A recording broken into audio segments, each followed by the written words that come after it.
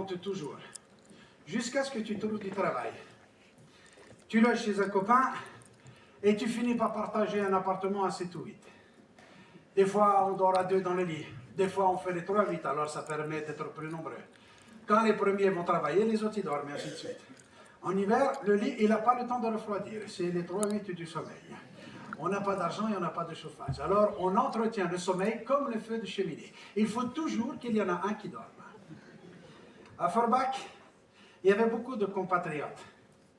On travaillait dans le terrassement. On creusait les fondations. À la main, bien sûr. Les machines, ce n'était pas pour nous. Les machines, c'était nous. Je crois que je n'étais pas encore marié, alors ma mère, elle m'a cherché une femme.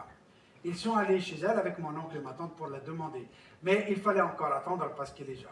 À l'époque, on réserve les filles de bonne famille, on se marie plus tard. Mais même quand on se marie, on laisse notre femme au bled. Ici, on vit entre ouvriers entassés dans les baraquements. C'était impossible de ramener notre femme avec nous parce qu'il y avait beaucoup de conditions qui n'étaient pas réunies. Premièrement, on n'a pas de logement, mais aussi, tu n'as pas d'argent. L'argent qu'on gagne, on l'envoie au pays. À l'époque, c'était l'objectif. Nous, les hommes, on part en France pour travailler, et c'est comme ça. Après, je suis retourné au bled pour me marier. On invite le village, la famille, l'imam fait le maharouf. Il n'y avait pas de musiciens. C'est les femmes qui font les yo-yo. Une qui tape le bendir et les autres qui suivent derrière. C'est comme ça qu'on faisait. Jusqu'à la Révolution. La guerre d'Algérie. Pour gagner l'indépendance. 1960.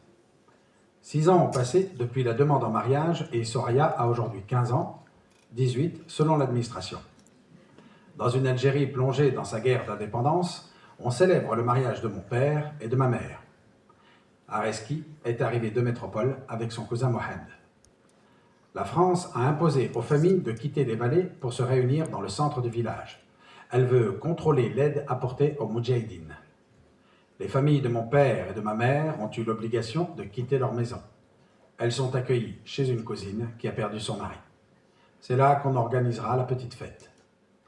Les noces sont célébrées et c'est le départ pour Alger.